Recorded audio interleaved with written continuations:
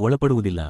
ನಕ್ಷತ್ರ ಚಿಹ್ನೆ ನಕ್ಷತ್ರ ಚಿಹ್ನೆ ನಕ್ಷತ್ರ ಚಿಹ್ನೆ ನಕ್ಷತ್ರ ಚಿಹ್ನೆ ನಕ್ಷತ್ರ ಚಿಹ್ನೆ ಡಾ ಬಿ ಆರ್ ಅಂಬೇಡ್ಕರ್. ಆದರೆ ನೀವು ಹೇಳಿದಂತೆ ಸರ್ವೋಚ್ಚ ಅಧಿಕಾರ ವಯಸ್ಸಾಗಿದೆ. ಗವರ್ನರ್ ಜನರಲ್ ಅವರಿಗಿಲ್ಲ, ಹೌದೇ? ಸರ್ ಸ್ಯಾಮ್ಯುಯಲ್ ಹೋರ್: ಹೌದು, ಆದರೆ ಪರಿಣಾಮ ಒಂದೇ.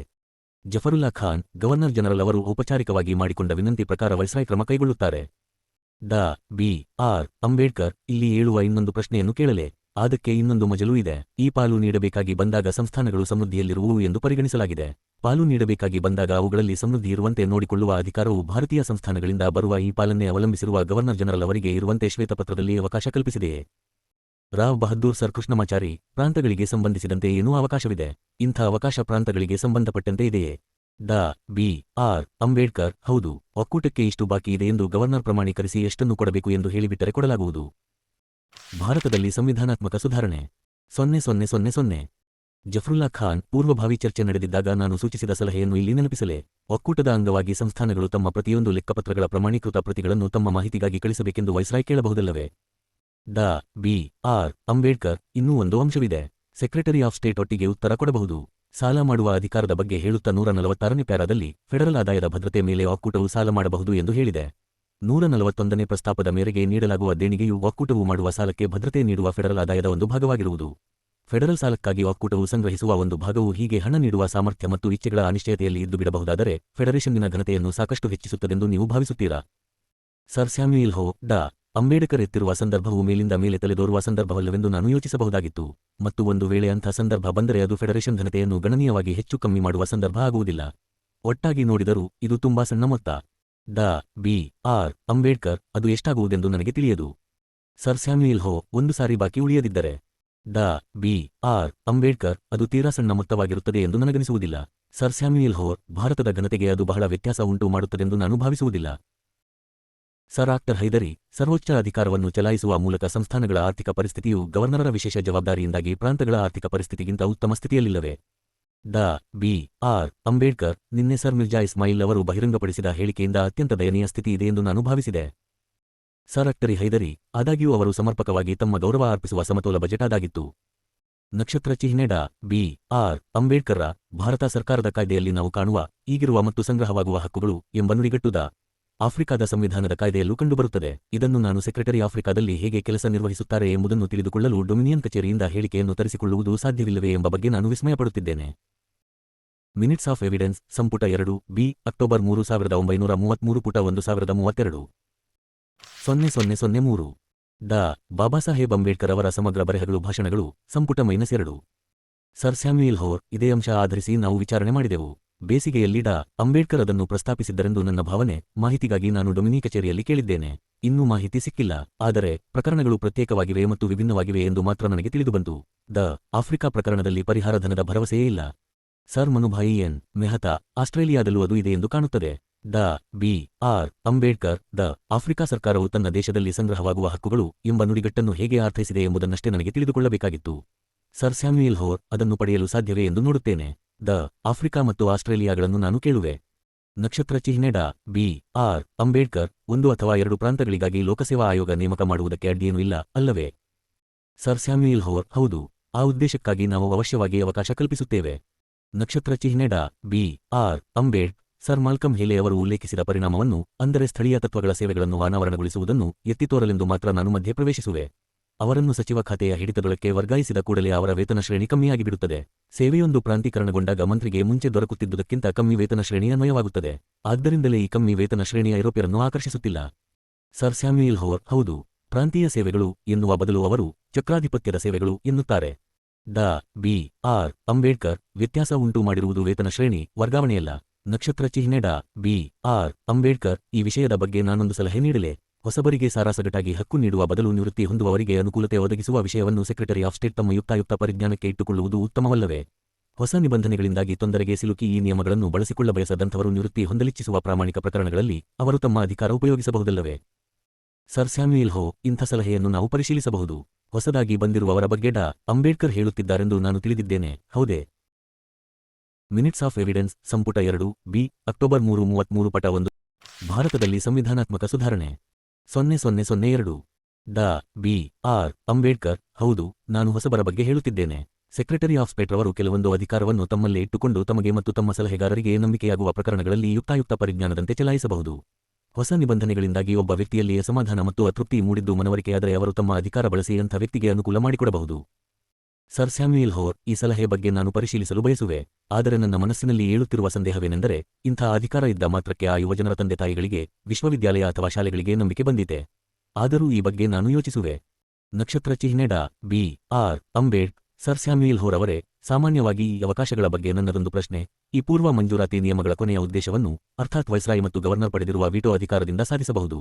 ಈ ದೃಷ್ಟಿಯಿಂದ ನೋಡಿದರೆ ಇಂಥ ಅವಕಾಶಗಳಿಂದ ಹೆಚ್ಚೇನನ್ನು ಸಾಧಿಸಲಾಗದು. ನನ್ನ ಮಾತಿನ ಅರ್ಥವೇನೆಂದರೆ, ವೈಸ್ರಾಯ್ ಪೂರ್ವ ಮಂಜೂರಾತಿಯನ್ನು ನೀಡಬಹುದಾದರೂ ಅದೇ ಮುಸರೆ ಕಡೆಗೆ ಅಂಗೀಕಾರಕ್ಕೆ ಬಂದಾಗ ಅವರು ಅದನ್ನು ಒಪ್ಪಿಕೊಳ್ಳಬೇಕೆಂದೇನೂ ಇಲ್ಲ. ಹಾಗಾಗಿ ವೀಟೋ ಅಧಿಕಾರದಿಂದ ಸಾಧಿಸಬಹುದಾದುದಕ್ಕಿಂತ ಹೆಚ್ಚೇನನ್ನು ಪೂರ್ವ ಮಂಜೂರಾತಿಯಿಂದ ಸಾಧಿಸಿದಂತಾಗುವುದಿಲ್ಲ. ಸರ್ ಸ್ಯಾಮ್ಯುಯಲ್ ಹೋ, ಡಾ. ಅಂಬೇಡ್ಕರ್ ಅವರ ಅಭಿಪ್ರಾಯವನ್ನು ಒಪ್ಪಬೇಕೇ ಬೇಡವೇ ಎಂಬುದನ್ನು ನನಗೆ ನಿರ್ಧರಿಸಲಾಗುವುದಿಲ್ಲ. ವೀಟೋ ಬೇರೆ ಬಗೆಯ ಮಂಜೂರಾತಿ, ಅದು ಬಹಳ ದೊಡ್ಡ ಮತ್ತು ಗಂಭೀರ ಮಂಜೂರಾತಿ ಎಂದೇ ನನಗನಿಸುತ್ತದೆ. ಅದು ಬರುವುದು ಶಾಸನಸಭೆ ಕೆಲ ಒಂದು ಪ್ರಸ್ತಾಪಗಳಿಗೆ ಒಪ್ಪಿಕೊಂಡ ನಂತರ. ಆದ್ದರಿಂದ ಅದು ಗಂಭೀರ ಮಂಜೂರಾತಿ ಎಂದೇ ನನ್ನ ಭಾವನೆ. ಡಾ ಬಿ. ಆರ್. ಅಂಬೇಡ್ಕರ್. ಅದೆಲ್ಲವನ್ನೂ ಹೊರತುಪಡಿಸಿ ವೈಸ್ರಾಯ್ ಅವರ ವಿಶೇಷ ಜವಾಬ್ದಾರಿಗಳ ಮೇಲೆ ದುಷ್ಪರಿಣಾಮ ಬೀರುವಂಥ ಯಾವುದೇ ಅಂಶವನ್ನು ತಡೆಗಟ್ಟುವುದು ಮುಖ್ಯ ಉದ್ದೇಶವಾಗಿರುವಾಗ ವೀಟೋ ಪರಿಣಾಮಕಾರಿ ಕ್ರಮವೇ? ಸರ್ ಸ್ಯಾಮ್ಯುಯಲ್ ಹೋ, ಈ ಎರಡನೇ ವಿಚಾರವನ್ನೇ ನಾನು ಪ್ರಸ್ತಾಪ ಮಾಡುವವನಿದ್ದೆ. ವೀಟೋಗೆ ದೀರ್ಘ ಚರಿತ್ರೆಯಿದೆ. ಬ್ರಿಟಿಷ್ ಅನುಭವದಿಂದ ಅದನ್ನು ಸಾಮಾನ್ಯವಾಗಿ ಹೊರಗೆ ಹಚ್ಚಲಾಗಿದೆ. ಸಾಂವಿಧಾನಿಕ ಔಪಚಾರಿಕತೆಯಲ್ಲಿ ವೀಟೋ ಕ್ರಮೇಣ ಹೆಚ್ಚು ಹೆಚ್ಚು ಸಾಮಾನ್ಯವಾಗುತ್ತಿದೆ. ಡಾ ಬಿ. ಆರ್. ಅಂಬೇಡ್ಕರ್. ನಾನು ಹೇಳಬೇಕೆಂದಿದ್ದು ಇದು. ಪೂರ್ವ ಮಂಜೂರಾತಿ ನಿಯಮ ಮತ್ತು ವೀಟೋಗಳ ಪರಿಣಾಮಗಳಲ್ಲಿನ ವ್ಯತ್ಯಾಸವನ್ನು ಪರಿಗಣಿಸುವುದಾದರೆ ಪೂರ್ವ ಮಂಜೂರಾತಿ ಚರ್ಚೆಗೆ ಆಸ್ಪದ ಕೊಡುವುದಿಲ್ಲ.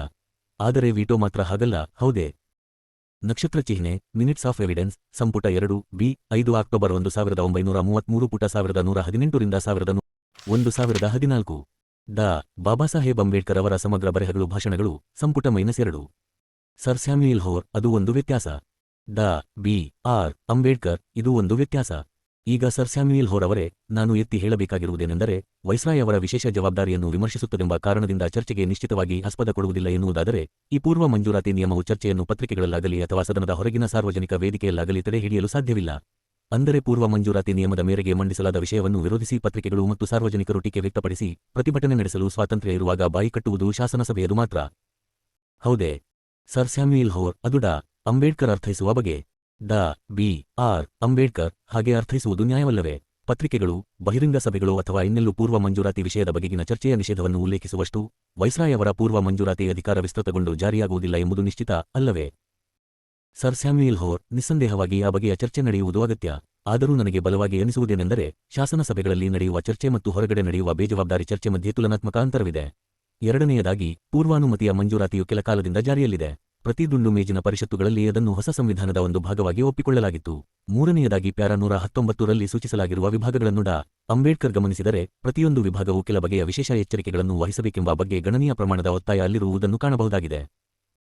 ಉದಾಹರಣೆಗೆ, ಧಾರ್ಮಿಕ ಹಕ್ಕುಗಳು ಮತ್ತು ರೀತಿ ರಿವಾಜುಗಳ ಪ್ರಶ್ನೆಯನ್ನು ತೆಗೆದುಕೊಂಡರೆ, ಆ ಬಗ್ಗೆ ಸನಾತನವಾದಿ ಹಿಂದೂಗಳ ಕೆಲವೊಂದು ಬಣಗಳು ತೀವ್ರ ಆಕ್ಷೇಪ ವ್ಯಕ್ತಪಡಿಸಿರುವುದನ್ನು ಅವರು ಗಮನಿಸಿರಲೇಬೇಕು.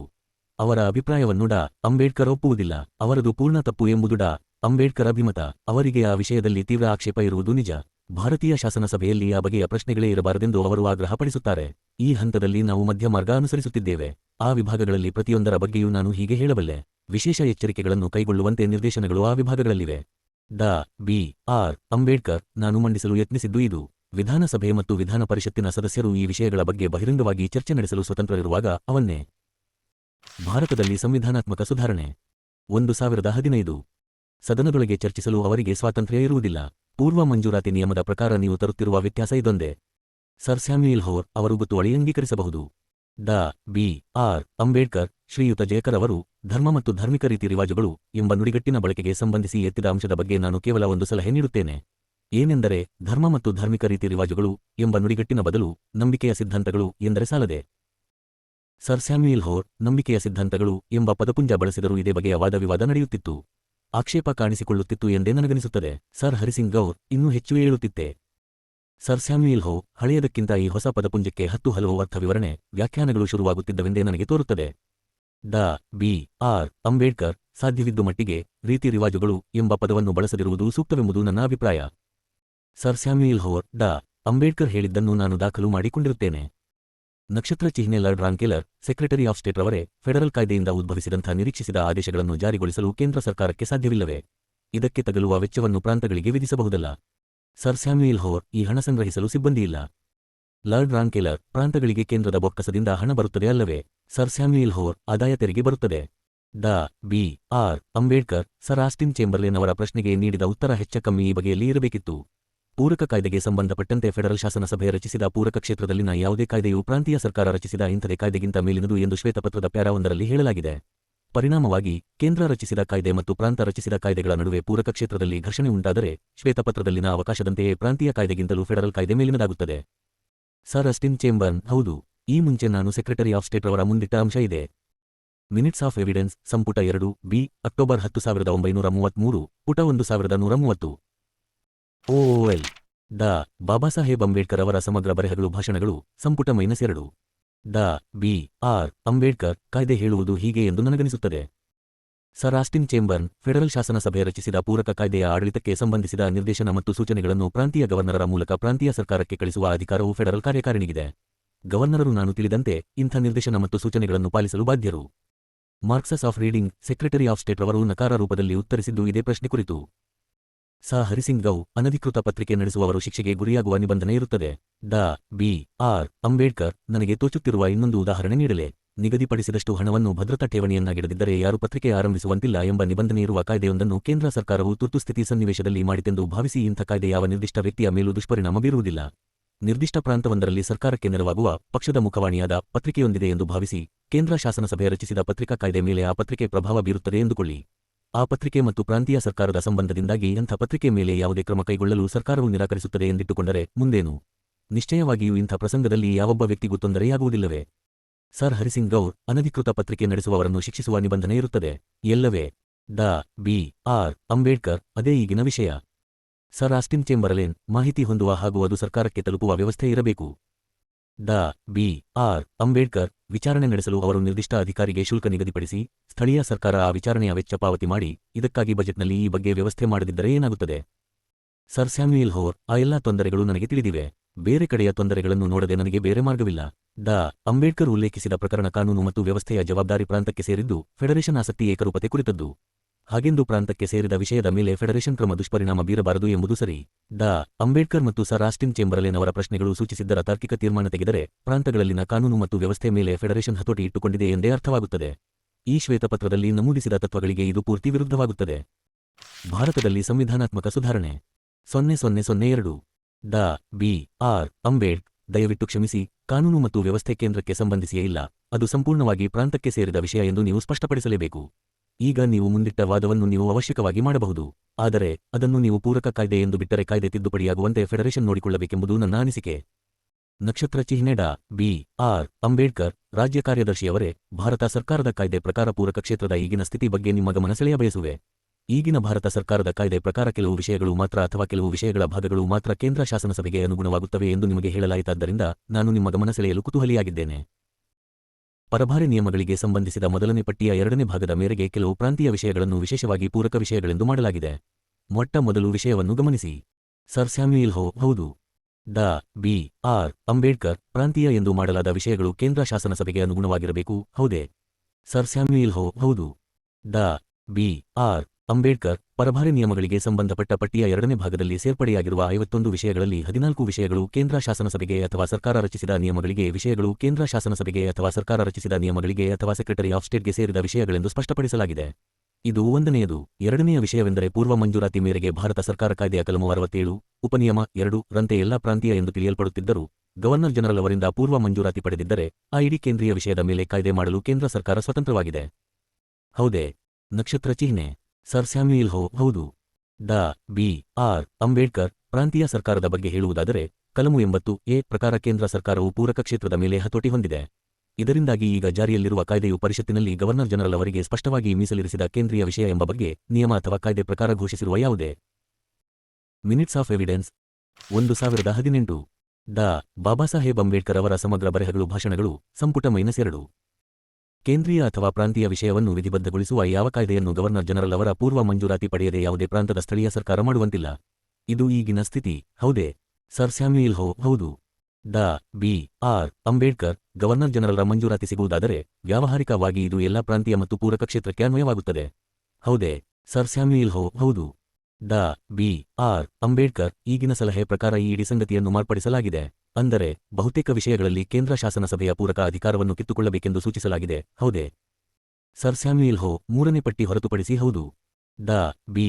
ಆರ್. ಅಂಬೇಡ್ಕರ್ ಈಗ 3ನೇ ಪಟ್ಟಿಯನ್ನು ಪರಿಶೀಲಿಸೋಣ. ನಾನು ಸಿದ್ಧಪಡಿಸಿದ ಪ್ರಬಂಧ ಕಳೆದುಹೋಗಿದ್ದರೂ ನೆನಪಿನಿಂದ ಹೇಳುವುದಾದರೆ ಈ ಪಟ್ಟಿಯಲ್ಲಿರುವ ಬಹುತೇಕ ವಿಷಯಗಳು ಸಂಪೂರ್ಣವಾಗಿ ಕೇಂದ್ರೀಯವಾದವು ಅಥವಾ ಪೂರಕವಾದವು. ಹೌದೇ? ಸರ್ ಸ್ಯಾಮ್ಯುಯಲ್ ಹೋರ್ ಹೌದು, ಸಾಮಾನ್ಯವಾಗಿ ಅದು ಹಾಗೆ. ಏಕರೂಪದ ಸರ್ಕಾರದ ಪ್ರಕಾರ ಅದು ಅನಿವಾರ್ಯ. ಡಾ. ಬಿ.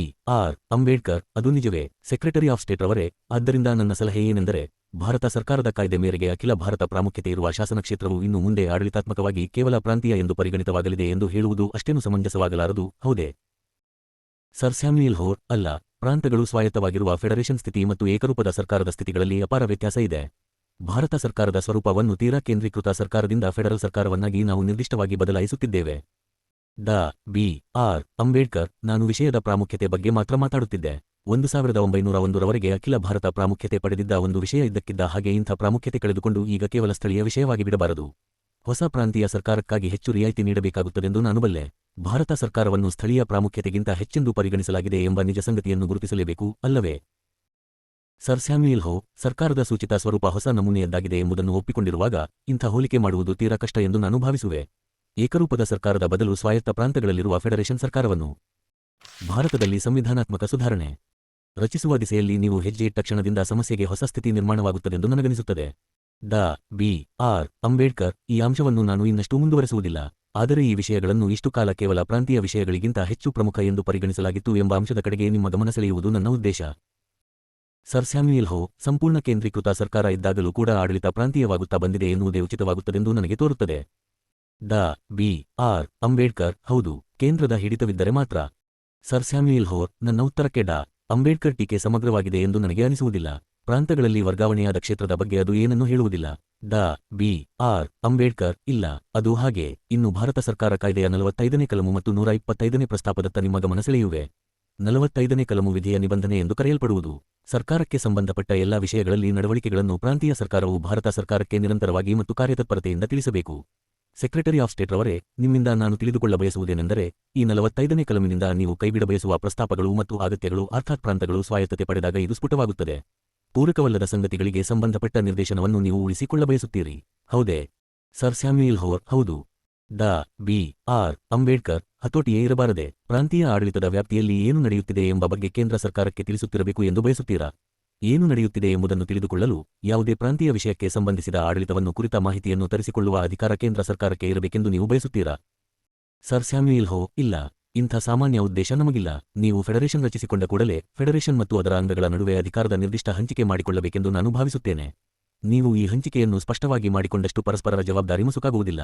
ತೀರಾ ನಿಶ್ಚಯವಾಗಿ ಹೇಳುವುದಾದರೆ ನಮ್ಮ ಯೋಜನೆಯ ಮೂಲ ತತ್ವಗಳಲ್ಲಿ ಇದು ಒಂದು ಫೆಡರೇಷನ್, ಪ್ರಾಂತಗಳು ಮತ್ತು ಸಾಮ್ರಾಜ್ಯವಾದಿ ಸಂಸತ್ತಿನ ನಡುವೆ ಹಲವು ಕರ್ತವ್ಯಗಳನ್ನು ವಿಭಜಿಸುತ್ತೇನೆ. ಎನ್.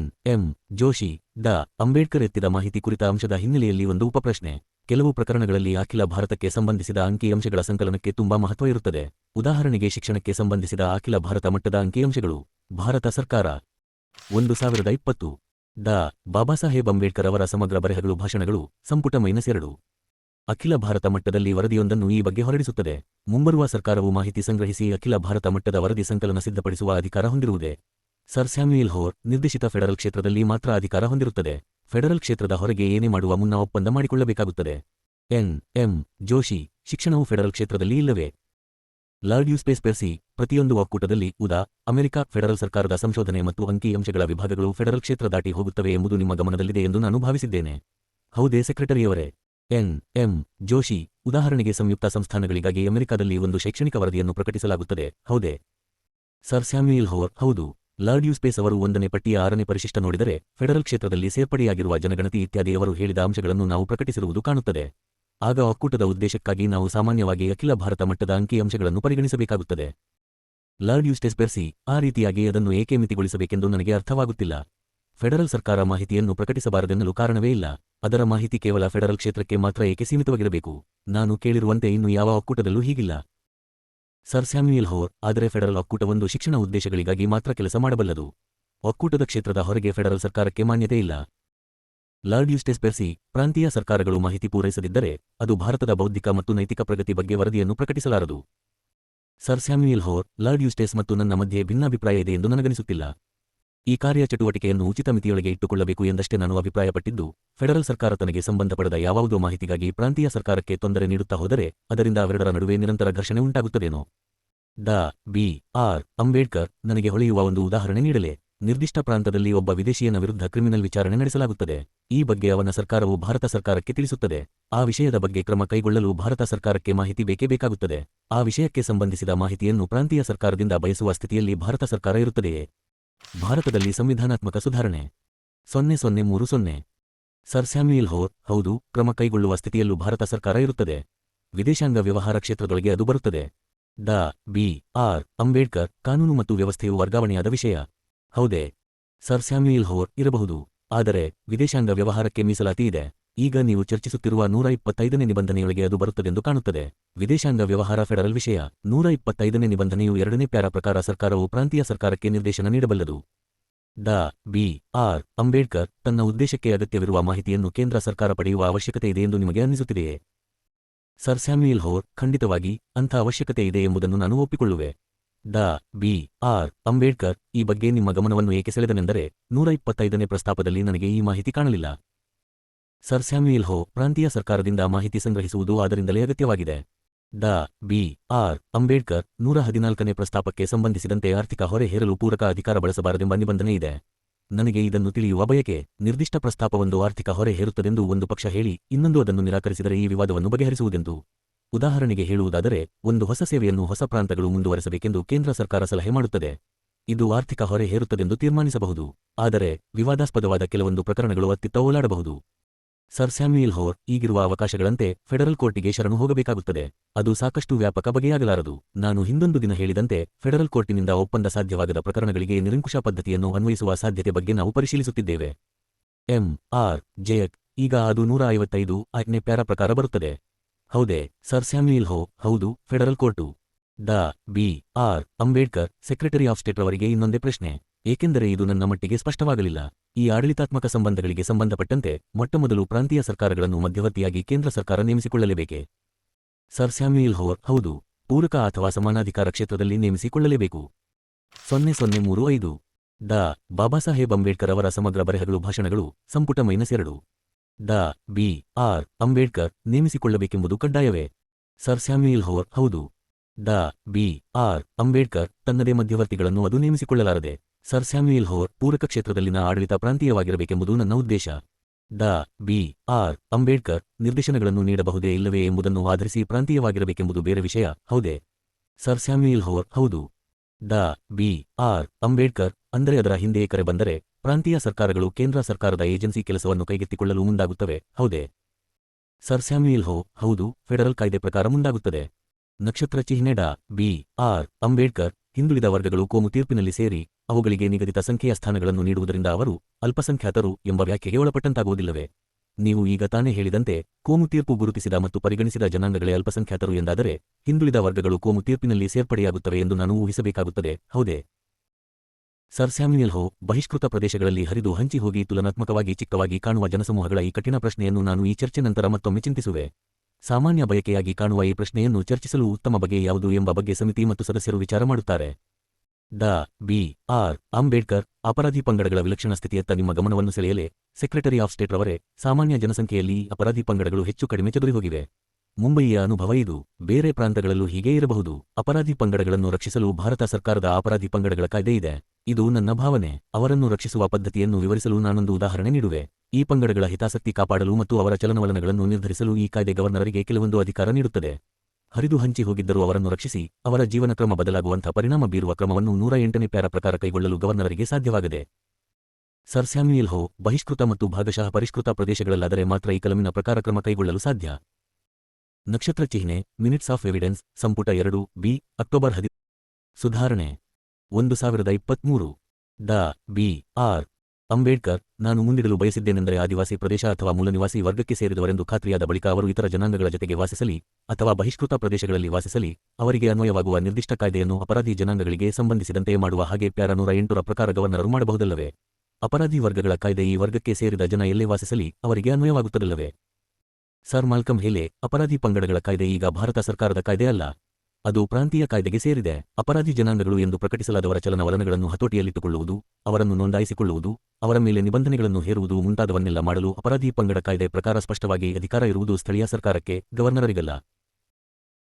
ಆದ್ದರಿಂದ ಹರಿದು ಹಂಚಿ ಹೋದಂತೆ ನೆಲೆಸಿರುವ ಮೂಲವಾಸಿಗಳು ಮತ್ತು ಹಿಂದುಳಿದ ವರ್ಗಗಳಿಗೆ ಅನ್ವಯಿಸಿದ ವಿಶೇಷ ರಕ್ಷಣಾ ಕ್ರಮವನ್ನು ಇಲ್ಲಿ ಅನ್ವಯಿಸುವುದು ಕಷ್ಟ. ಮೇಲಾಗಿ ಸ್ಥಳೀಯ ಶಾಸನಸಭೆ ಈ ವಿಷಯವನ್ನು ಸ್ವತಂತ್ರವಾಗಿ ಪರಿಶೀಲಿಸುವ ಮೂಲಕ ಕ್ರಮ ಕೈಗೊಳ್ಳಬಹುದು. ಸ್ಥಳೀಯ ಸರ್ಕಾರದ ಹೊರತು ಗವರ್ನರರಿಗೆ ಈ ಸಂಬಂಧಿ ವಿಶೇಷ ಅಧಿಕಾರ ಕೊಡಲಾಗಿಲ್ಲ ಎಂಬುದೇ ನನ್ನ ವಿಚಾರ. ಡಾ. ಬಿ. ಆರ್. ಅಂಬೇಡ್ಕರ್. ಆದರೆ ಪ್ಯಾರಾ 108ರ ಪ್ರಕಾರ ಜನರನ್ನು ಗವರ್ನರರು ಮೂಲ ನಿವಾಸಿಗಳು, ಹಿಂದುಳಿದ ವರ್ಗಗಳು ಎಂದು ವಿಭಾಗ ಮಾಡಿ ಪ್ರಕಟಣೆ ನೀಡಬಲ್ಲರು. ನಂತರ ಅವರು ಎಲ್ಲೇ ವಾಸವಾಗಿರಲಿ ಅವರಿಗೆ ಅನ್ವಯವಾಗುವ ಕಾಯ್ದೆಯನ್ನು ಮಾಡಬಲ್ಲರು. ಸರ್ ಸ್ಯಾಮ್ಯುಯೆಲ್ ಹೋ ಪ್ಯಾರಾ 108ರ ಪ್ರಕಾರ ಹಾಗೆ ಅವರು ಮಾಡಬಲ್ಲರು ಎಂದು ನನಗನಿಸುವುದಿಲ್ಲ. ಇದರ ಪ್ರಕಾರ ಅವರು ಪರಿಶಿಷ್ಟ ಪ್ರದೇಶದಲ್ಲಿ ನೆಲೆಸಿದ ಜನರ ಬಗ್ಗೆ ಮಾತ್ರ ಕ್ರಮ ಕೈಗೊಳ್ಳಬಹುದು. ನಕ್ಷತ್ರ ಚಿಹ್ನೆ. ಡಾ. ಬಿ. ಆರ್. ಅಂಬೇಡ್ಕರ್. ಈ ಸಮಸ್ಯೆಯ ಆರ್ಥಿಕ ಮಗ್ಗುಲನ್ನು ಸ್ಪಷ್ಟಪಡಿಸಲು ನಾನು ಒಂದೆರಡು ಪ್ರಶ್ನೆಗಳನ್ನು ಕೇಳುವೆ. ಮೊದಲನೆಯದಾಗಿ, ಭಾಗಶಃ ಬಹಿಷ್ಕೃತ ಪ್ರದೇಶಗಳು ಎಂದು ಕರೆಯಲಾಗುವ ಪ್ರದೇಶಗಳಿಗೆ ಹಣಕಾಸು ಒದಗಿಸುವ ವಿಷಯದ ಬಗ್ಗೆ. ಸರ್ ಸ್ಯಾಮ್ಯುಯೆಲ್ ಹೋರ್. ಆಗಲಿ. ಡಾ. ಬಿ. ಆರ್. ಅಂಬೇಡ್ಕರ್. ಭಾಗಶಃ ಬಹಿಷ್ಕೃತ ಪ್ರದೇಶಕ್ಕೂ ಒದಗಿಸಬೇಕಾದ ಹಣ ಇರುವಂಥ ಪ್ರಾಂತೀಯ ಬಜೆಟ್ ಇರುತ್ತದೆ, ಹೌದೇ? Sir Samuel Hoare. ಹೌದು. ಡಾ. ಬಿ. ಆರ್. ಅಂಬೇಡ್ಕರ್. ಶಾಸನಸಭೆಯಲ್ಲಿ ಇಡೀ ಬಜೆಟ್ ಮೇಲೆ ಚರ್ಚೆ ನಡೆಸಬಹುದಲ್ಲವೇ? 2024. ಡಾ. ಬಾಬಾಸಾಹೇಬ್ ಅಂಬೇಡ್ಕರ್ ಅವರ ಸಮಗ್ರ ಬರೆಹಗಳು ಭಾಷಣಗಳು, ಸಂಪುಟ -2. ಸರ್ ಸ್ಯಾಮ್ಯುಯೆಲ್ ಹೋ. ಹೌದು. 109ನೇ ಪ್ಯಾರಾ ನಿಬಂಧನೆಗೆ ಒಳಪಟ್ಟು ನಡೆಸಬಹುದು. ಡಾ. ಬಿ. ಆರ್. ಅಂಬೇಡ್ಕರ್. ನಾನು ಆ ವಿಷಯಕ್ಕೆ ಬರುವೆ. 70ನೇ ಪ್ಯಾರಾ ಪ್ರಕಾರ ಗವರ್ನರರು ತಮ್ಮ ವಿಶೇಷ ಜವಾಬ್ದಾರಿಯನ್ನು ಚಲಾಯಿಸಿದಾಗ ಅವರು ಶಾಸನಸಭೆಯ ವ್ಯಾಪ್ತಿ ಮೀರಿ ಹೋಗುತ್ತಾರೆ, ಅಲ್ಲವೇ? Sir Samuel Hoare. ಹೌದು. ಪ್ಯಾರಾ 109. ಡಾ. ಬಿ. ಆರ್. ಅಂಬೇಡ್ಕರ್. ಆದರೆ ಸಾಮಾನ್ಯವಾಗಿ ಅದು ಪ್ರಾಂತೀಯ ಬಜೆಟ್ನ ಭಾಗವಾಗಿರುತ್ತದೆ, ಹೌದೇ? Sir Samuel Hoare. ಹೌದು. ಡಾ. ಬಿ. ಆರ್. ಅಂಬೇಡ್ಕರ್. ಪೂರ್ತಿ ಬಹಿಷ್ಕೃತ ಪ್ರದೇಶಗಳ ಬಗ್ಗೆಯೂ ನಾನು ಇಂಥದೇ ಪ್ರಶ್ನೆ ಕೇಳಬಯಸುವೆ.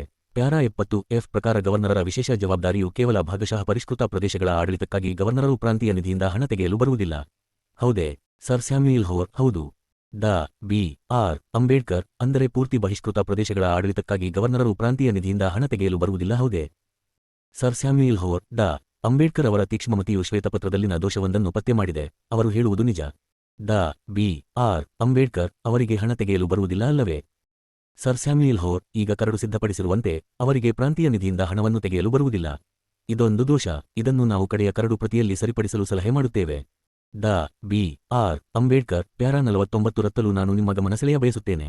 ಉಪನಿಬಂಧನೆ 5ರ ಪ್ರಕಾರ ಬಹಿಷ್ಕೃತ ಪ್ರದೇಶಗಳಿಗೆ ಬೇಕಾಗುವ ವೆಚ್ಚವನ್ನು ಹೊಂದಿಸುವುದು ಗವರ್ನರ್ ಜನರಲ್ ಅವರ ವಿಶೇಷ ಜವಾಬ್ದಾರಿ, ಹೌದೇ? Sir Samuel Hoare. ಹೌದು. Dr. B. R. Ambedkar. Governor general ಅವರ ಏಜೆಂಟ್ ಆಗಿರುವ ಗವರ್ನರರು ಪೂರ್ತಿ ಬಹಿಷ್ಕೃತ ಪ್ರದೇಶದ ಆಡಳಿತ ನೋಡಿಕೊಳ್ಳುವಾಗ ತಮ್ಮ ವಿಶೇಷ ಜವಾಬ್ದಾರಿ ನಿರ್ವಹಿಸುವ ಗವರ್ನರ್ ಜನರಲ್ ಕಡೆಯಿಂದ ಬರುವ ಹಣದ ಮೇಲೆ ಅವಲಂಬಿಸಿರಬೇಕೆಂದು ನಾನು ಭಾವಿಸಲೆ. ಸರ್ ಸ್ಯಾಮ್ಯುಯೆಲ್ ಹೋರ್. ಹಾಗಲ್ಲ. ಪ್ರಾಂತದಿಂದ ಖುದ್ದಾಗಿ ಗವರ್ನರರು ಹಣ ಕೇಳುವರು. ಡಾ. ಬಿ. ಆರ್. ಅಂಬೇಡ್ಕರ್. ಪೂರ್ತಿ ಬಹಿಷ್ಕೃತ ಪ್ರದೇಶಗಳ ಆಡಳಿತಕ್ಕಾಗಿ ಪ್ರಾಂತೀಯ ನಿಧಿಯಿಂದ ತೆಗೆಯಲು ಸಾಧ್ಯವಾಗುವಂತೆ ಗವರ್ನರರ ವಿಶೇಷ ಜವಾಬ್ದಾರಿಗೆ ಸಂಬಂಧಿಸಿದ ನಿಯಮವನ್ನು ನೀವು ತಿದ್ದುಪಡಿ ಮಾಡುವ ಸಲಹೆ ಮಾಡುವಿರಾ? ಭಾರತದಲ್ಲಿ ಸಂವಿಧಾನಾತ್ಮಕ ಸುಧಾರಣೆ. Sir Samuel Hoare. ಹೌದು. 009%. ಎಂ. ಆರ್. ಜೇಕರ್. ಅದು 96ನೇ ಪ್ಯಾರಾದ ಉಪ ಪ್ಯಾರಾ ಬಿ ನಲ್ಲಿ ಬರುವುದಿಲ್ಲವೇ? ಅಂದಾಜು ವೆಚ್ಚದ ಬಗ್ಗೆ ಗವರ್ನರರು ಹೇಳಿಕೆ ನೀಡುವರು, ಇತ್ಯಾದಿ. ತಮ್ಮ ವಿಶೇಷ ಜವಾಬ್ದಾರಿಗಳನ್ನು ನಿರ್ವಹಿಸಲು ಅಗತ್ಯವಾದ ಸಲಹೆಗಳು ಯಾವುದಾದರೂ ಇದ್ದರೆ ಅವು ಮತಕ್ಕೆ ಹಾಕಬಹುದಾದ ಬಾಬುಗಳಿರಲಿ ಅಥವಾ ಮತಕ್ಕೆ ಹಾಕಲು ಬಾರದ ಬಾಬುಗಳಿರಲಿ ಯಾವುವು ಎಂಬುದನ್ನು ಪ್ರತ್ಯೇಕವಾಗಿ ನಿರ್ದಿಷ್ಟಗೊಳಿಸುವ ಅಧಿಕಾರವನ್ನು ಗವರ್ನರರಿಗೆ ನೀವು ಕೊಟ್ಟಿದ್ದೀರಿ. ವಿಶೇಷ ಜವಾಬ್ದಾರಿಗಳೆಂದರೆ ಭಾಗಶಃ ಬಹಿಷ್ಕೃತ ಪ್ರದೇಶಗಳ ಮೇಲೆ ಮಾಡಲಿರುವ ವೆಚ್ಚವೂ ಸೇರುತ್ತದೆ. ಡಾ. ಬಿ. ಆರ್. ಅಂಬೇಡ್. ನಾನು ಪೂರ್ತಿ ಬಹಿಷ್ಕೃತ ಪ್ರದೇಶಗಳ ಬಗ್ಗೆ ಮಾತಾಡುತ್ತಿರುವೆ. ಸರ್ ಸ್ಯಾಮ್ಯುಯೆಲ್ ಹೋರ್. ಡಾ. ಅಂಬೇಡ್ಕರ್ ಎತ್ತಿರುವ ಅಂಶವು ಪೂರ್ತಿ ಬಹಿಷ್ಕೃತ ಪ್ರದೇಶಗಳಿಗೆ ಸಂಬಂಧಪಟ್ಟಿದ್ದು, ಕರಡು ಪ್ರತಿ ಸಿದ್ಧಪಡಿಸುವಾಗ ಸಂಭವಿಸಿದ ತಪ್ಪಿನಿಂದಾಗಿ ಭಾಗಶಃ ಬಹಿಷ್ಕೃತ ಪ್ರದೇಶಗಳಿಗಾಗಿ ಪ್ರಾಂತೀಯ ನಿಧಿಯಿಂದ ಹಣವನ್ನು ತೆಗೆಯಬಲ್ಲ ಪ್ರಾಂತೀಯ ಗವರ್ನರರು ಪೂರ್ತಿ ಬಹಿಷ್ಕೃತ ಪ್ರದೇಶಗಳಿಗಾಗಿ ಪ್ರಾಂತೀಯ ನಿಧಿಯಿಂದ ಹಣವನ್ನು ತೆಗೆಯಲು ಬರುವುದಿಲ್ಲ ಎಂದಾಗಿ ಬಿಟ್ಟಿದೆ. ಇದು ಕರಡು ಸಿದ್ಧಪಡಿಸುವಲ್ಲಿ ನಡೆದ ಒಂದು ತಪ್ಪು. ನಕ್ಷತ್ರ ಚಿಹ್ನೆ. Dr. B. R. Ambedkar. Shri Joshi ಅವರು ಹಾಕಿದ ಪ್ರಶ್ನೆಗಳಿಂದ ಉದ್ಭವಿಸಿದ ಪ್ರಶ್ನೆಯೊಂದನ್ನು ಕೇಳಲೆ. ನನಗೆ ಕಾಣುವ ತೊಂದರೆಯೊಂದರ ಕಡೆಗೆ ನಾನು ಸೆಕ್ರೆಟರಿ ಆಫ್ ಸ್ಟೇಟ್ ರವರ ಗಮನವನ್ನು ಸೆಳೆಯಬಯಸುವೆ. ಭಾಗಶಃ ಬಹಿಷ್ಕೃತ ಪ್ರದೇಶಗಳಲ್ಲಿ ಚರ್ಚೆಯ ಸಾಧ್ಯತೆಗೆ ಅಥವಾ ಅದಕ್ಕೆ ಅವಕಾಶ ಕೊಡದಿರುವ ಅಧಿಕಾರವು ಗವರ್ನರರಿಗಿದೆ. ಆದರೆ ಬಹಿಷ್ಕೃತ ಪ್ರದೇಶದಲ್ಲಿ ಯಾವುದೇ ಚರ್ಚೆ ನಡೆಸಲು ಅವರು ಅನುಮತಿ ನೀಡುವುದನ್ನು ನಿಷೇಧಿಸಲಾಗಿದೆ. ಈ ಆಧಾರದ ಮೇಲೆ ಕರಡು ಪ್ರತಿಯಲ್ಲಿ ನಮೂದಿಸಿದಂತೆ 109ರ ಪ್ಯಾರಾ ಪ್ರಕಾರ ಬಹಿಷ್ಕೃತ ಮತ್ತು ಭಾಗಶಃ ಬಹಿಷ್ಕೃತ ಪ್ರದೇಶಗಳಲ್ಲಿ ಭಿನ್ನತೆಯನ್ನು ಕಾಣಬಹುದು. ಬಹಿಷ್ಕೃತ ಪ್ರದೇಶದಲ್ಲಿ ಕಂಡ ಖೋತ ಸರಿಪಡಿಸಲು ಅಸ್ಸಾಂಗೆ ಸಂದಾಯ ಮಾಡಬೇಕಾದ ಸಹಾಯಧನಕ್ಕೆ ಸಂಬಂಧಿಸಿದಂತೆ ಯಾವುದೇ ಪೂರ್ವ ನಿಗದಿತ ಮೊತ್ತವಿರಲಿಲ್ಲ. ಅಸ್ಸಾಂ ಪ್ರಾಂತದ ಸಾಮಾನ್ಯ ಕಂದಾಯದ ಒಂದು ಭಾಗವನ್ನು ಮಾತ್ರ ಮುಂಚಿತವಾಗಿ ನಿಗದಿಪಡಿಸಲಾಗಿತ್ತು. ಹೀಗೆಂದು ನೀವು ನಿನ್ನೆ ಮೇಜರ್ ಅತ್ತಿ ಅವರಿಗೆ ಉತ್ತರಿಸುತ್ತಾ ಹೇಳಿದಿರಿ, ಹೌದೇ ಸೆಕ್ರೆಟರಿ ಆಫ್ ಸ್ಟೇಟ್ ರವರೇ? Sir Samuel Hoare. ಅದು ನಿರ್ದಿಷ್ಟ ಸಹಾಯಧನದ ಭಾಗವಾಗಿರಬೇಕೇ ಅಥವಾ ಸಾಮಾನ್ಯ ಸಹಾಯಧನದಲ್ಲಿ ಸೇರಿಕೊಂಡಿರಬೇಕೇ ಎಂದು ನಾನು ಆ ಪ್ರಶ್ನೆಯನ್ನು ವ್ಯಾಪಕವಾಗಿಸಿದೆ. ಡಾ. ಬಿ. ಆರ್. ಅಂಬೇಡ್ಕರ್. ಅದು ಪೂರ್ವ ನಿಗದಿತ ಮೊತ್ತ ಎಂಬುದು ನಿಮ್ಮ ಭಾವನೆಯಲ್ಲ ಎಂದು ನೀವು ಹೇಳಿದ್ದಾಗಿ ನಾನು ಗ್ರಹಿಸಿದೆ. ಸರ್ ಸ್ಯಾಮ್ಯುಯೆಲ್ ಹೋರ್. ಹಾಗಲ್ಲ. ನಾನು ಹೇಳಿದ್ದೇನೆಂದರೆ ಅಥವಾ ನಾನು ಹೇಳಬಯಸಿದ್ದೇನೆಂದರೆ ನಾವು ಚರ್ಚಿಸುತ್ತಿದ್ದ ಅಂಕಿ ಸಂಖ್ಯೆಗಳಂತೆ ಅದು ಸಾಮಾನ್ಯ ನಿಧಿಯ ಭಾಗವೆಂದು. 1026 ಡಾ. ಬಾಬಾಸಾಹೇಬ್ ಅಂಬೇಡ್ಕರ್ ಅವರ ಸಮಗ್ರ ಬರೆಹಗಳು ಭಾಷಣಗಳು ಸಂಪುಟ -2. ನಾವು ಭಾವಿಸಿದ್ದೆವು, ಆದರೆ ಅದು ಉತ್ತಮ ಮಾರ್ಗವೇ ಎಂಬ ಬಗ್ಗೆ ಚರ್ಚಿಸಲು ನನಗೆ ಮುಕ್ತ ಮನಸ್ಸಿದೆ. ಡಾ. ಬಿ. ಆರ್. ಅಂಬೇಡ್ಕರ್ ಒಳ್ಳೆಯದು. ಈ ವಿಷಯದ ಇನ್ನೊಂದು ಮಜಲನ್ನು ನಾನು ಪರಿಶೀಲಿಸುವೆ. ನಾನು ಹಾಕಿದ ಪ್ರಶ್ನೆಗೆ ಉತ್ತರಿಸುತ್ತಾ, ಬಹಿಷ್ಕೃತ ಪ್ರದೇಶಕ್ಕೆ ಹಣಕಾಸು ಒದಗಿಸುವ ಸಂಬಂಧದಲ್ಲಿ ನೀವು ಶ್ವೇತಪತ್ರದಲ್ಲಿನ ತಪ್ಪು ಸರಿಪಡಿಸಲಿದ್ದೀರಿ ಎಂದು, ಬಹಿಷ್ಕೃತ ಪ್ರದೇಶದಲ್ಲಿ ಖರ್ಚು ಮಾಡಬಹುದಾದ ಹಣವನ್ನು ಅಸ್ಸಾಂ ಪ್ರಾಂತದ ಸಾಮಾನ್ಯ ನಿಧಿಯಿಂದ ತೆಗೆದುಕೊಳ್ಳಲು ಪ್ರಾಂತದ ಗವರ್ನರಿಗೆ ಅವಕಾಶ ಮಾಡಿಕೊಡಲಿದ್ದೀರಿ ಎಂದು ನೀವು ಹೇಳಿದಿರಿ. ಸರ್ ಸ್ಯಾಮ್ಯುಯಲ್ ಹೋವರ್ ಹೌದು. ಡಾ. ಬಿ. ಆರ್. ಅಂಬೇಡ್ಕರ್ ನನಗೆ ತೋರುವ ತೊಂದರೆ ಏನೆಂದರೆ, ಬಹಿಷ್ಕೃತ ಪ್ರದೇಶದಲ್ಲಿ ತಮ್ಮ ಆಡಳಿತ ನಡೆಸಲು ಅಸ್ಸಾಂ ಪ್ರಾಂತೀಯ ನಿಧಿಯಿಂದ ಹಣ ತೆಗೆಯುವ ಅಧಿಕಾರವು ಗವರ್ನರಿಗೆ ಸಿಗುವುದಾದರೆ, ಅದು ಹಣವನ್ನು ಒದಗಿಸಲೆಂದು ಇರುವ ಶಾಸನಸಭೆ ಬಹಿಷ್ಕೃತ ಪ್ರದೇಶದ ವ್ಯವಹಾರದ ಬಗ್ಗೆ ಚರ್ಚಿಸುವುದನ್ನು ನಿಷೇಧಿಸಬೇಕು ಎಂಬ 109ನೇ ಪ್ಯಾರಾಕ್ಕೆ ಹೊಂದಿಕೆಯಾಗುತ್ತದೆಯೇ? ಸರ್ ಸ್ಯಾಮ್ಯುಯಲ್ ಹೋವರ್ ಡಾ. ಅಂಬೇಡ್ಕರ್ ಅವರು ನಿಜಕ್ಕೂ ಕಠಿಣ ಪ್ರಕರಣವೊಂದನ್ನು ಪ್ರಸ್ತಾಪಿಸಿದ್ದಾರೆ. ಅಸ್ಸಾಂ ಪೂರ್ಣ ಬಹಿಷ್ಕೃತ ಪ್ರದೇಶದ ಮೇಲೆ ಮಾಡುವ ವೆಚ್ಚದ ಬಹುಪಾಲು ಫೆಡರಲ್ ನಿಧಿಯಿಂದ ಬರುತ್ತದೆ. ಅವರು ಎತ್ತಿದ ಪ್ರಶ್ನೆಗೆ ಸಂಬಂಧಿಸಿದ ಹಣದ ಮೊತ್ತವು ಭಾರೀ ಏನಲ್ಲ. ಮೇಲಾಗಿ ಈ ಹಣದ ಜತೆಗೆ ಇನ್ನಷ್ಟು ಅಗತ್ಯ ಬೀಳುತ್ತದೆಂದು ಭಾವಿಸಬಹುದಾಗಿದೆ. ಡಾ. ಬಿ. ಆರ್. ಅಂಬೇಡ್ಕರ್ ಗವರ್ನರರು ತಮ್ಮ ವಿಶೇಷ ಜವಾಬ್ದಾರಿಯಿಂದ ಹೆಚ್ಚುವರಿ ಹಣವನ್ನು ಪ್ರಮಾಣೀಕರಿಸದಿದ್ದರೆ, ನಿನ್ನೆ ನೀವು ಹೇಳಿದಂತೆ ಭಾಗಶಃ ಬಹಿಷ್ಕೃತ ಪ್ರದೇಶಗಳಲ್ಲಿನದು ಸಾಮಾನ್ಯ ಬಜೆಟ್ ಆಗಿರುತ್ತದೆ. ಆಗ ಇಡೀ ಬಜೆಟ್ ಶಾಸನಸಭೆಯ ಮುಂದೆ ಬಂದು ಚರ್ಚೆಗೆ ಗುರಿಯಾಗುತ್ತದೆ. ಆಗ ತೊಂದರೆಯನ್ನು ಎದುರಿಸಿ ಪಾರಾಗುವುದು ಹೇಗೆ? ನನಗೆ ಹೊಳೆಯುತ್ತಿಲ್ಲ. ಸರ್ ಸ್ಯಾಮ್ಯುಯಲ್ ಹೋ ಅಂಥ ಪ್ರಸಂಗದಲ್ಲಿ ಒಪ್ಪಂದದ ಅನುಕೂಲತೆ ಪಡೆದು ಕೆಲ ವರ್ಷಗಳ ಕಾಲ ತೊಂದರೆಯಿಂದ ಪಾರಾಗಬಹುದೆಂಬುದನ್ನು ನಾವು ಪರಿಶೀಲಿಸಿದ್ದೇವೆ. ಆದರೆ ನಾನು ಕಾತುರನಾಗಿರುವುದು ಪದೇ ಪದೇ ನಡೆಯುವ ಚರ್ಚೆಗಳನ್ನು ತಪ್ಪಿಸಲು. ಡಾ. ಬಿ. ಆರ್. ಅಂಬೇಡ್ಕರ್ ಚರ್ಚೆ ತಡೆ ಹಿಡಿಯುವುದು ಮತ್ತು ಹೇಗೆ ನಿಷೇಧಿಸುವ ಅಥವಾ ಅನುಮತಿ ನೀಡದಿರುವ ಅಧಿಕಾರವನ್ನು ಗವರ್ನರಿಗೆ ನೀಡುವುದು ಎಂಬ ಈ ಎರಡೂ ಅವಕಾಶಗಳನ್ನು ವ್ಯವಸ್ಥೆ ಮಾಡುವುದರಿಂದ ಉದ್ದೇಶ ಈಡೇರುತ್ತದೆ. ಈ ಅವಕಾಶಗಳಲ್ಲಿ ಗವರ್ನರರು ಯಾವುದನ್ನಾದರೂ ಬಳಸಬಹುದು, ಅಲ್ಲವೇ? ಸರ್ ಸ್ಯಾಮ್ಯುಯಲ್ ಹೋರ್ ಪೂರ್ಣ ಬಹಿಷ್ಕೃತ ಪ್ರದೇಶಗಳ ಪ್ರಕರಣಗಳಲ್ಲಿ ಚರ್ಚೆಗಳನ್ನು ಹೊರತುಪಡಿಸುವುದರಿಂದ ಹೆಚ್ಚು ಅನುಕೂಲತೆ ಇರುವುದೆಂದು ಈ ವಲಯಗಳಲ್ಲಿ ಕೆಲಸ ಮಾಡುವ ಜನ ಸ್ಪಷ್ಟವಾಗಿ ನಮಗೆ ತಿಳಿಸಿದರು. ಆದರೆ ಪ್ರಾಂತೀಯ ನಿಧಿಯಿಂದ ಅಸ್ಸಾಂನಲ್ಲಿ ವೆಚ್ಚ ಮಾಡುವುದು ಕಷ್ಟವಾಗುತ್ತಿದೆ ಎಂಬುದು ನನಗೆ ಎಂದಿನಿಂದಲೂ ತಿಳಿದಿದೆ. ಕೆಲ ವರ್ಷಗಳಿಗೆಂದು ಇರುವ ಒಪ್ಪಂದದ ಬಜೆಟ್ ನವೀಕರಣಗೊಂಡಾಗ ಚರ್ಚೆ ನಡೆಸಬಹುದೇ ಎಂಬ ಬಗ್ಗೆ ಸಮಿತಿ ಮತ್ತು ಪ್ರತಿನಿಧಿಗಳು. ಭಾರತದಲ್ಲಿ ಸಂವಿಧಾನಾತ್ಮಕ ಸುಧಾರಣೆ 0032 ಆಲೋಚಿಸಬಹುದು ಎಂಬುದು ನನ್ನ ಭಾವನೆ. ಸಮಿತಿಗೆ ಸಮಗ್ರ ಸ್ಥಿತಿ ಗೊತ್ತಿರಲಿ ಎಂದು ಹೇಳುವುದಾದರೆ, ಹಾಗೆ ಮಾಡುವುದು ಕೂಡ ಬಹುಮಂದಿ ತಜ್ಞರ ಅಭಿಪ್ರಾಯಕ್ಕೆ ವಿರುದ್ಧವಾಗಿ ನಡೆದುಕೊಂಡಂತೆ. ಡಾ. ಬಿ. ಆರ್. ಅಂಬೇಡ್ಕರ್ ತಜ್ಞರ ಮತ್ತು ನಿಮ್ಮ ಮನಸ್ಸಿನಲ್ಲಿರುವ ಉದ್ದೇಶ ಈಡೇರಬೇಕು ಎಂದಾದರೆ ಗೊತ್ತುವಳಿಯನ್ನು ಮಂಡಿಸಲು ಮತ್ತು ಅದರ ಮೇಲೆ ಚರ್ಚೆ ನಡೆಸಲು ಗವರ್ನರಿಗೆ ಅಧಿಕಾರ ನೀಡುವುದೇ ಸೂಕ್ತ. ಸರ್ ಸ್ಯಾಮ್ಯುಯಲ್ ಹೋ ಈ ಬಗೆಯ ಚರ್ಚೆ ನಡೆಸುವುದನ್ನು ಮೇಲಿಂದ ಮೇಲೆ ಗವರ್ನರರು ನಿರಾಕರಿಸುವುದನ್ನು ತಪ್ಪಿಸಬೇಕೆಂದೇ ನಾವು ಬಯಸಿದ್ದೆವು. ಇಂತಹ ಸಂದರ್ಭದಲ್ಲಿ ಅವರು ತುಂಬಾ ಕಠಿಣ ಪರಿಸ್ಥಿತಿಯನ್ನು ಎದುರಿಸಬೇಕಾಗುವುದು. ಪೂರ್ತಿ ಬಹಿಷ್ಕೃತ ಪ್ರದೇಶಕ್ಕೆ ಸಂಬಂಧಿಸಿದಂತೆ ಚರ್ಚೆಗಳು ನಡೆಯುವುದಾಗಿ ನಾವು ನಿರೀಕ್ಷಿಸುವುದಿಲ್ಲ. ಪ್ರದೇಶಕ್ಕೆ ತೊಂದರೆ ಉಂಟುಮಾಡುವಂಥ ಚರ್ಚೆಗೆ ಅವಕಾಶ ಕೊಡುವಂತೆ ನಾವು ಯಾವ ಕ್ರಮವನ್ನು ಕೈಗೊಳ್ಳಲು ಬಯಸುವುದಿಲ್ಲ. ಡಾ. ಬಿ. ಆರ್. ಅಂಬೇಡ್ಕರ್ ಗವರ್ನರ ಅಧಿಕಾರವೇ ಈ ಬಗೆಯ ಸಂದರ್ಭಕ್ಕೆ ತಕ್ಕ ರಕ್ಷಣೆ ಎಂದು ಮಾತ್ರ ನಾನು ಸಲಹೆ ನೀಡಬಯಸಿದ್ದೆ. ನಾನು ಕೇಳುವುದು ಮುಗಿಯಿತು. ನಕ್ಷತ್ರ ಚಿಹ್ನೆ ಡಾ. ಬಿ. ಆರ್. ಅಂಬೇಡ್ಕರ್ ಆ ಬಗ್ಗೆ ಒಂದು ಪ್ರಶ್ನೆ ಕೇಳಬಹುದೇ? ನಾನು ತಿಳಿದಂತೆ ಸಮಾನಾಧಿಕಾರ ಕ್ಷೇತ್ರದಲ್ಲಿ ಹೈಕೋರ್ಟಿನ ನಿರ್ಣಯಗಳ ಮೇಲೆ ಪ್ರಿವಿ ಕೌನ್ಸಿಲ್ಗೆ ಅಪೀಲ್ ಇರುತ್ತದೆ, ಅಲ್ಲವೇ? ಸರ್ ಸ್ಯಾಮ್ಯುಯಲ್ ಹೋವರ್ ಹೌದು. ಡಾ. ಬಿ. ಆರ್. ಅಂಬೇಡ್ಕರ್ ನನಗರ್ಥವಾಗದ್ದು ಏನೆಂದರೆ, ಸಮಾನಾಧಿಕಾರ ಕ್ಷೇತ್ರದಲ್ಲಿನ ಪೂರಕ ಕಾಯ್ದೆಯನ್ನು ಅರ್ಥೈಸುವುದರಿಂದ ಹುಟ್ಟುವ ಪ್ರಕರಣದಲ್ಲಿ ಪಿವಿ ಕೌನ್ಸಿಲ್ಗೆ ಅಪೀಲ್ ಹೋಗಬಹುದೆಂದರೆ, ಇಂಥದೇ ಅಪೀಲನ್ನು ಫೆಡರಲ್ ಕೋರ್ಟಿಗೆ ಒಯ್ಯಲು ಅನುಮತಿ ನೀಡುವುದಕ್ಕೇನು ಕಷ್ಟ? ಸರ್ ಸ್ಯಾಮ್ಯುಯಲ್ ಹೋವರ್ ಫೆಡರಲ್ ಕೋರ್ಟಿನಲ್ಲಿ ಕೆಲಸದ ಒತ್ತಡ ಹೆಚ್ಚಾಗಿ ಹೆಚ್ಚು ನ್ಯಾಯಾಧೀಶರ ಅಗತ್ಯ ಬೀಳುವಂತಾಗಬಾರದೆಂಬುದು ನಮ್ಮಲ್ಲಿರುವ ಕಾರಣಗಳಲ್ಲಿ ಒಂದು. ನಕ್ಷತ್ರ ಚಿಹ್ನೆ Dr. B. R. Ambedkar 155ನೇ para ಬಗ್ಗೆ ಸೆಕ್ರೆಟರಿ ಆಫ್ ಸ್ಟೇಟ್ ರವರೇ, ನಾನೊಂದು ಪ್ರಶ್ನೆ ಕೇಳಬಯಸುವೆ. ಫೆಡರಲ್ ಕೋರ್ಟಿನ ಪ್ರತ್ಯೇಕ ಮೂಲಭೂತ ಕಾರ್ಯವ್ಯಾಪ್ತಿಗೆ ಈ ಪ್ಯಾರಾ ಸಂಬಂಧಪಟ್ಟಿದೆ. ಅಲ್ಲಿ ಹೇಳಿರಬಹುದಾದ ವ್ಯತ್ಯಾಸ ನನಗೆ ಅರ್ಥವಾಗುವುದಿಲ್ಲ. ವಿವಾದಕ್ಕೆ ಉಪಕಲಮು ಎ ಮತ್ತು ಬಿ ಪ್ರಕಾರ ವಾದಿ ಮತ್ತು ಪ್ರತಿವಾದಿಗಳಿರುವಲ್ಲಿ ಫೆಡರಲ್ ಕೋರ್ಟಿನ ಪ್ರತ್ಯೇಕ ಮೂಲಭೂತ ಕಾರ್ಯವ್ಯಾಪ್ತಿಯ ವಿಷಯದಲ್ಲಿ ನೀವು ಭೇದ ಭಾವ ಮಾಡುತ್ತೀರಿ ಎಂಬುದನ್ನು 155ನೇ ಪ್ಯಾರಾದಲ್ಲಿ ನಾನು ಕಂಡೆ. ಆದರೆ ವಾದಿ ಮತ್ತು ಪ್ರತಿವಾದಿಗಳು ಖಾಸಗಿ ವ್ಯಕ್ತಿಗಳಾಗಿದ್ದಲ್ಲಿ ಫೆಡರಲ್ ಕೋರ್ಟಿಗೆ ಪ್ರತ್ಯೇಕ ಮೂಲಭೂತ ಕಾರ್ಯವ್ಯಾಪ್ತಿ ಸಾಧ್ಯವಾಗದು. ಈಗ ನಾನು ಕೇಳಬೇಕೆಂದಿರುವ ಪ್ರಶ್ನೆ ಇದು. ಎರಡೂ ಪ್ರಕರಣಗಳಲ್ಲಿರುವ ವಿಷಯ ಒಂದೇ, ಅದು ಸಂವಿಧಾನ ಕಾಯ್ದೆಯ ಅರ್ಥೈಸುವಿಕೆಗೆ ಸಂಬಂಧಿಸಿದ್ದು. ನನಗೆ ಅರ್ಥವಾಗದ್ದೇನೆಂದರೆ, ವಿಷಯ ಒಂದೇ ಇರುವಾಗ ವಾದಿ ಮತ್ತು ಪ್ರತಿವಾದಿಗಳ ನಕ್ಷತ್ರ ಚಿಹ್ನೆ ಮಿನಿಟ್ಸ್ ಆಫ್ ಎವಿಡೆನ್ಸ್ 1028 ಡಾ. ಬಾಬಾಸಾಹೇಬ್ ಅಂಬೇಡ್ಕರ್ ಅವರ ಸಮಗ್ರ ಬರೆಹಗಳು ಭಾಷಣಗಳು ಸಂಪುಟ -2 ಮೇಲೆ ಆಧಾರಿತ ಫೆಡರಲ್ ಕೋರ್ಟಿನ ಪ್ರತ್ಯೇಕ ಮೂಲಭೂತ ಕಾರ್ಯವ್ಯಾಪ್ತಿ ವಿಷಯದಲ್ಲಿ ಈ ಭೇದ ಭಾವ ಏಕಿರಬೇಕು? ಸರ್ ಸ್ಯಾಮ್ಯುಯಲ್ ಹೋರ್ ಫೆಡರಲ್ ಕೋರ್ಟುಗಳಿಗೆ ಸಂಬಂಧಿಸಿದಂತೆ ಸಾಮಾನ್ಯವಾಗಿ ಸಂಭವಿಸುವುದೇ ಹೀಗೆ. ಮೂಲಭೂತ ಕಾರ್ಯವ್ಯಾಪ್ತಿ ಎಂದರೆ ಘಟಕಗಳ ನಡುವಣ ಕಾರ್ಯವ್ಯಾಪ್ತಿ.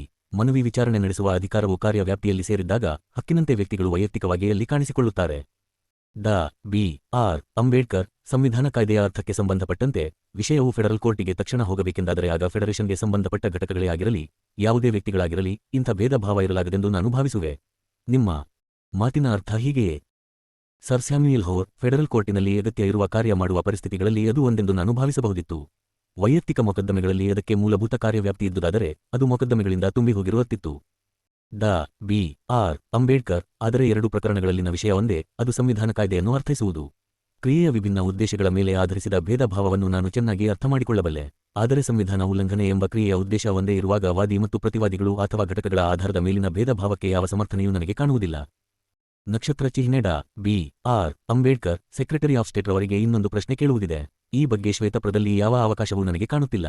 ನಿರ್ದಿಷ್ಟ ಪರಿಹಾರವನ್ನು ಬಯಸದಿದ್ದರೂ ಯಾವುದೇ ಕಾಯ್ದೆಯೊಂದು ಅಸಾಂವಿಧಾನಿಕ ಎಂಬ ಘೋಷಣೆ ಬಯಸಿ ಖಾಸಗಿ ವ್ಯಕ್ತಿಗಳು ಮೊಕದ್ದಮೆ ಹೂಡುವ ಅವಕಾಶ ಕಲ್ಪಿಸಬೇಕೆಂಬುದು ಅಪೇಕ್ಷಣೀಯ ಎಂದು ಸೆಕ್ರೆಟರಿಯವರೇ ನಿಮಗೆ ಅನಿಸುವುದಿಲ್ಲವೇ? ನೀವು ಈಗ ನಮ್ಮ ಮುಂದೆ ತಂದಿರುವ ಎಲ್ಲಾ ಪ್ರಕರಣಗಳಲ್ಲಿ ನಿರ್ದಿಷ್ಟ ಪರಿಹಾರವನ್ನು ಬಯಸಲಾಗಿದೆ. ಫೆಡರೇಷನ್ ಅಥವಾ ಪ್ರಾಂತ ಮಾಡಿದ ಪ್ರಸ್ತಾಪವು ಸಾಂವಿಧಾನಿಕ ಎಂಬ ಬಗ್ಗೆ ಯಾವೊಬ್ಬ ವ್ಯಕ್ತಿಗಾದರೂ ಸಂದೇಹವಿದ್ದರೆ ಅವರು ತಮ್ಮ ಭವಿಷ್ಯದ ದೃಷ್ಟಿಯಿಂದ ಆ ಕ್ಷಣವೇ ಅದನ್ನು ಪರೀಕ್ಷಿಸಲು ಇಚ್ಛಿಸಬಹುದು. ಘೋಷಣೆ ಬಯಸಿ ಮೊಕದ್ದಮೆ ಹೂಡುವಾಗ ನಿರ್ದಿಷ್ಟ ಪರಿಹಾರ ಬಯಸಲು ಕಾರಣಗಳಿರದಿದ್ದರೂ ಅವರು ಭವಿಷ್ಯದಲ್ಲಿ ತಮ್ಮ ಸ್ಥಾನ ಕಾಯ್ದುಕೊಳ್ಳಬಹುದು. ಸರ್ ಸ್ಯಾಮ್ಯುಯಲ್ ಹೋರ್. ಇಂಥ ಪ್ರಶ್ನೆಗೆ ಉತ್ತರಿಸುವಾಗ ನಾನು ವಕೀಲನಲ್ಲವಲ್ಲ ಎಂಬ ಬಗ್ಗೆ ನನಗೆ ಕೊಂಚಾಳುಕಿದೆ. ಆದರೆ ಸಾಮಾನ್ಯನಂತೆ ನಾನು ಉತ್ತರಿಸುವುದಾದರೆ ಯಾವ ತೊಂದರೆಯೂ. ಭಾರತದಲ್ಲಿ ಸಂವಿಧಾನಾತ್ಮಕ ಸುಧಾರಣೆ 1029 ಉಂಟಾಗದ ನಿರ್ದಿಷ್ಟ ವಿಷಯ ಇಲ್ಲದ ಈ ಬಗೆಯ ಸಾಮಾನ್ಯ ಹಕ್ಕನ್ನು ಒದಗಿಸುವುದು ತುಂಬಾ ಕಷ್ಟವಾಗಿತ್ತು ಎಂದೇ ನಾನು ಹೇಳಬಹುದಾಗಿತ್ತು. Reading Marquez. ನೀವು ಹೇಳಿದ್ದು ಈ ದೇಶದಲ್ಲಿ ಜಾರಿಯಲ್ಲಿರುವ ಕಾಯ್ದೆ ಬಗ್ಗೆ ಎಂದು ಹೇಳಲೆ. ಗಂಭೀರ ವಿವಾದ ಇಲ್ಲದಿದ್ದಾಗ ಮುಚ್ಚಳಿಕೆ ಪಡೆಯುವ ಈ ಕಠಿಣ ಮೊಕದ್ದಮೆಗೆ ಈ ನಿಯಮವು ಅನ್ವಯಿಸಲು ನಾವು ಬಿಡುವುದಿಲ್ಲ. ಗಂಭೀರ ವಿವಾದ ಇದ್ದಾಗ ಮಾಡಬಹುದು, ನಾವು ಎಂದೂ ಇದಕ್ಕೆ ಸಿದ್ಧರಿಲ್ಲ. ಭಾರತದಲ್ಲಿ ಹಾಗೆ ಜಾರಿಗೊಳಿಸಬಹುದು ಎಂದು ನನಗೆ ತೋರುವುದಿಲ್ಲ. ಸರ್ ಹರಿಸಿಂಗ್ ಗೌ. ಕ್ರಮಕ್ಕೆ ಕಾರಣವಿಲ್ಲ. ಮೊಕದ್ದಮೆ ಹೂಡುವ ಅವಕಾಶ ಇಲ್ಲ. ಜಫರುಲ್ಲಾ ಖಾನ್. ಸಂವಿಧಾನದಲ್ಲಿ ಇಂತಹ ಅವಕಾಶವನ್ನು ಕಲ್ಪಿಸಿದರೆ ನಿಜಕ್ಕೂ ತುಂಬಾ ದೊಡ್ಡ ತೊಂದರೆಗಳು ಎದುರಾಗುತ್ತವೆ. ಈ ಕಾಯ್ದೆ ಬಂದ ತಕ್ಷಣ ಭಾರತದಲ್ಲಿ ನೀವು ಲಕ್ಷಾಂತರ ಮೊಕದ್ದಮೆಗಳನ್ನು ಹೂಡುತ್ತೀರಿ. ಡಾ ಬಿ.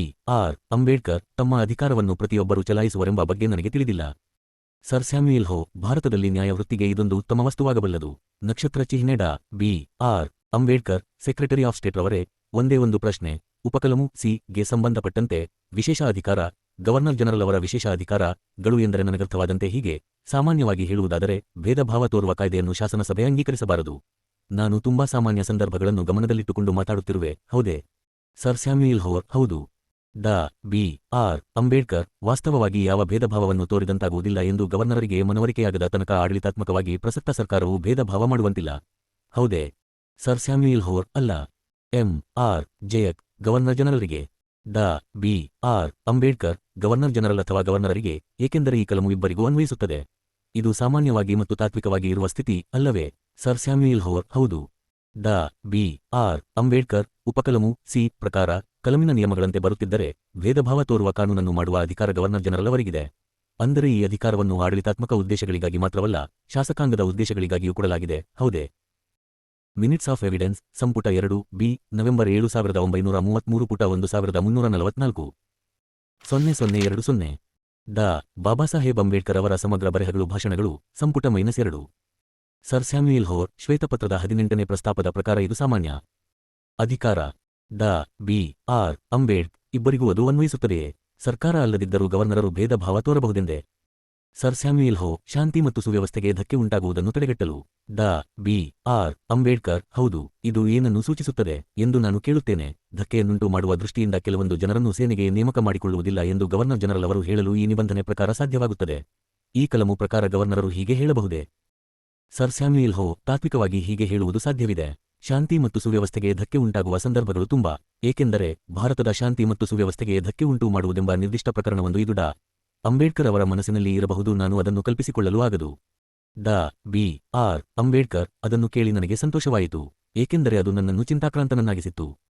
ಸರ್ ಸ್ಯಾಮ್ಯುಯಲ್ ಹೋ. ಮಿಲಿಟರಿ ದೃಷ್ಟಿಯಿಂದ ಅದು ಒಳ್ಳೆಯದೋ ಕೆಟ್ಟದ್ದೋ ನಾನು ಹೇಳುತ್ತಿಲ್ಲ, ಆದರೆ ಈ ಸಂರಕ್ಷಣೆಯ ವ್ಯಾಪ್ತಿಯೊಳಗೆ ಅದು ಬರುವುದೆಂದು ನಾನು ಭಾವಿಸಲಾರೆ. ಡಾ ಬಿ. ಆರ್. ಅಂಬೇಡ್ಕರ್. ಪೊಲೀಸ್ ದಳದಲ್ಲಿ ನಿಮ್ಮ ವರ್ಗಗಳನ್ನು ನೇಮಕ ಮಾಡಿಕೊಳ್ಳಬಾರದೆಂಬುದು ಈ ಕಲಮಿನ ಪ್ರಕಾರ ಗವರ್ನರರ ವಿಶೇಷ ಅಧಿಕಾರಗಳಲ್ಲಿ ಬರುವುದಿಲ್ಲ ಅಲ್ಲವೇ? ಸರ್ ಸ್ಯಾಮ್ಯುಯಲ್ ಹೋರ್. ಇಲ್ಲ.